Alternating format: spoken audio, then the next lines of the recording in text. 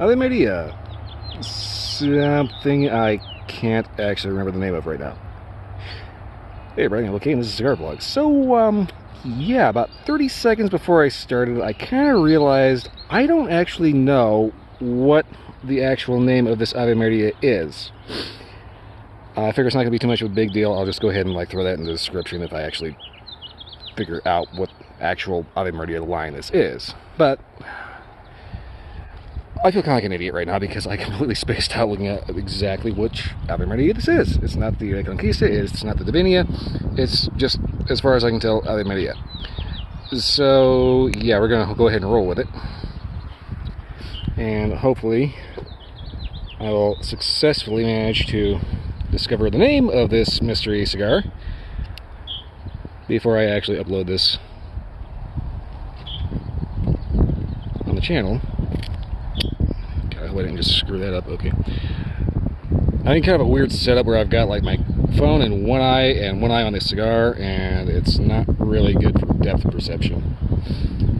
I've also got a bit of a bonus in the fact that this particular Ave Maria was not the one I was originally going to review, as in this particular stick. It's the same line, just the one I had looked a little ate up, so I went ahead and brought that out in a herf. Let me go ahead and get this started up real quick.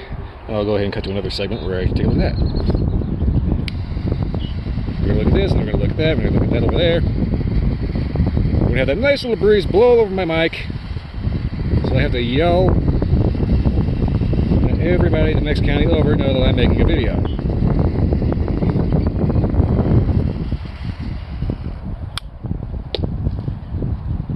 Look good to you?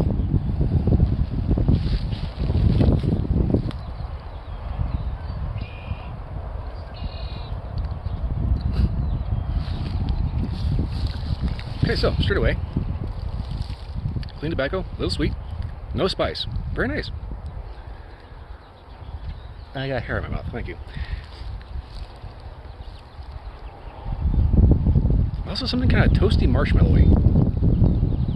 Pretty good. That's actually a little bit of a surprise because, well, Ave Marias are not bad cigars. Let me get that out of the way straight away. But main things, I noticed that the Divinia seems to be a bit overpriced. So hopefully when I figure out whatever this is, it will prove to be a little different and actually be worth the money. So far, excellent start. Alright, little bonus section here. This is a herf from Humicare, as you can clearly see by the label. It's actually a pretty nice little piece here. It's pretty subtly constructed plastic. Good, solid plastic. Good hinge.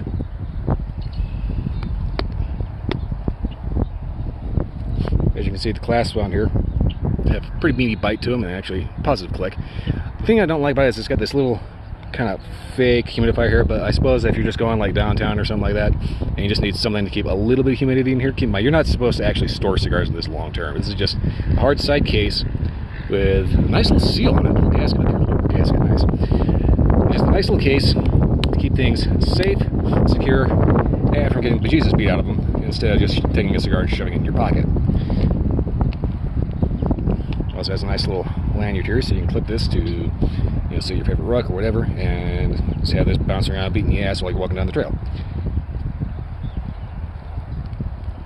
Overall, though, it seems to have pretty solid construction, and for what it does, it seems to do it quite well. If you get a hold of one of these, I got this as part of just a bonus, but yeah, if you can get a hold of one of these, I'd say they're definitely worth it, especially if you like to smoke on the go, or just have any situation where you need to keep a cigar protected, but maybe not stored long term. This is the only real problem with I got. This is the only real problem I had with this. Made in China. What are you gonna do? Well, anyway, Humicare's herf. Like I said, if you can find one of these at a decent price, which you can, check out Cigars International, Famous Smoke Shop, whatever. They should have these by the drove. I'd say these are definitely worth the buy, especially if you can get them for free as a bonus with something else. Alright, about 1 inch in, out in the field of 1,000 prairie dogs. So far, seems to be a little smoky. Yeah, campfire smoky. Clean tobacco. It's a little sweet. I want to say slightly cedary. One of the things I want to reiterate is there's no spice at all, which is actually quite nice. Now, if you like a spicy cigar, then this is definitely not going to be your thing.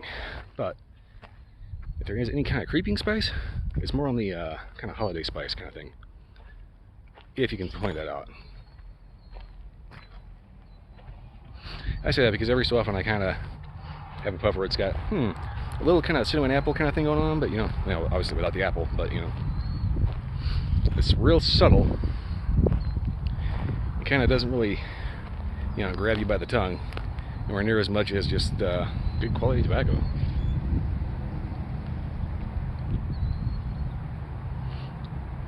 Yeah, campfire smoke, so sweet.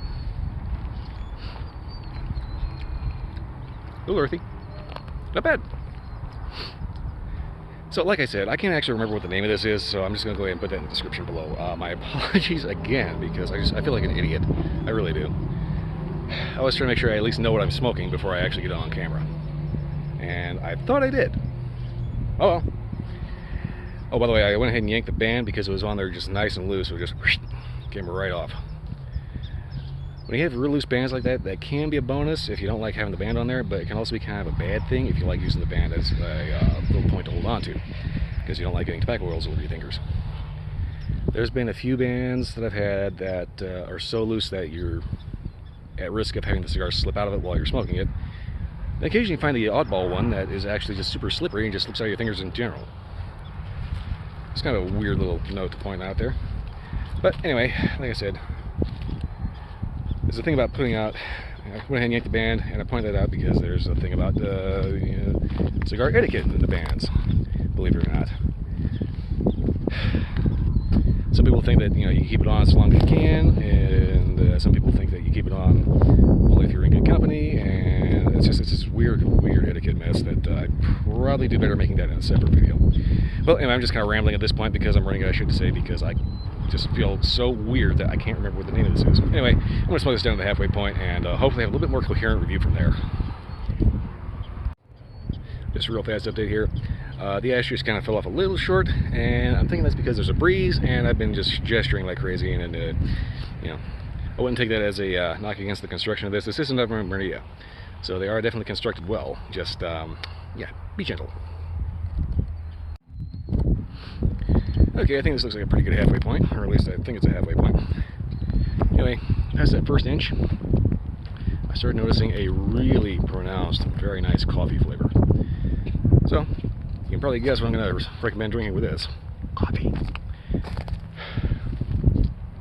Still a little subtle sweetness. Not so earthy, not so smoky. Very much coffee and cream. So that was a nice little transition. And I got something that's like not going on well on my lips. I'll ignore that for now. So that's just going to bug me. Okay, anyway. Burn has been actually pretty consistent all the way through. With the exception of my occasional accidental tap. That's the construction on this, given the house it comes from, actually ends up being top notch. You can tell because there's got like these huge caps on here. I don't know if you can actually get a good shot of that. There's a big old double cap on there. I'm going to walk this way because it never fails. Come out here on a nice day, there's like 400 people walking around. Which kind of comes back to the whole global pandemic thing and the fact that, you know, everything's kind of winding down, everybody's starting to go back to work. And if you hear the news stories, it's like people can't, you know, it's like people just can't help themselves. They have to go out and just look everybody on the face. You know, that's what the news makes you think. Reality is, people don't like to sit home. It's like everybody has a bad case of ants in the pants. It's weird. Anyway, that has absolutely nothing to do with the cigar. That was just a weird, quick observation that I just kind of noticed. Yeah, while you're out smoking a cigar, your mind tends to wander in weird ways. But anyway, so far this is shaping up to be an excellent coffee cigar.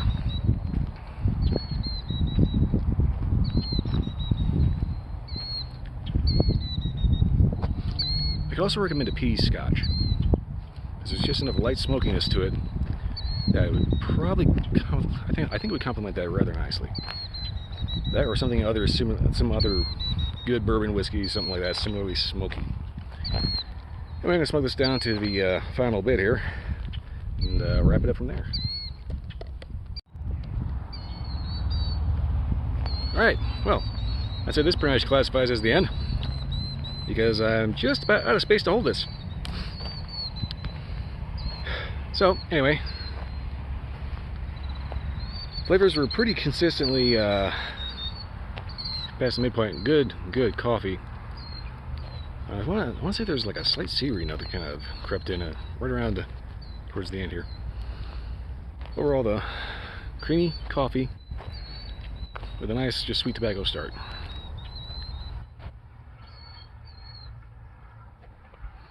Even up to the end, the retrohale has that campfire smokiness going on with it. But otherwise, good flavors, prominent flavors, burns well.